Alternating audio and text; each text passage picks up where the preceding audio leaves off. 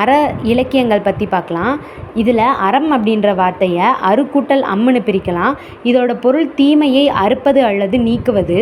இந்த அறநூல்களும் நீதி நூல்களும் சங்கம் மருவிய காலத்தில் தான் பெரிதும் போற்றப்பட்டது.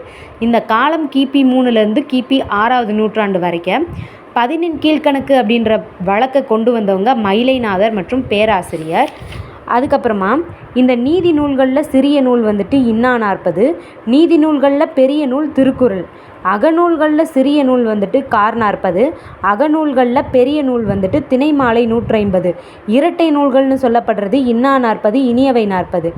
எண்கள் பெயரால் அமைந்த நூல்கள் திரிகடுகம், நான்மணிக்கடிகை, அதுக்கப்புறம் சிறுபஞ்ச மூலம்.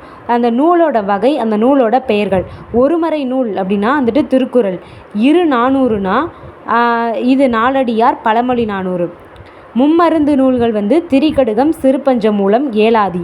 மணிமொழி கோவை வந்து நான்மணிக்கடிகை, முதுமொழிக்காஞ்சி, ஆசாரக்கோவை.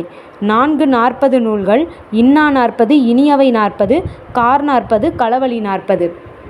அதுக்கப்புறம் 50 நூல்கள், ஐந்திணை 50, திணைமொழி 50. 70 நூல்கள், ஐந்திணை 70, 150, திணைமாலை 150. ஒரு நிலை நூல் கைநிலை.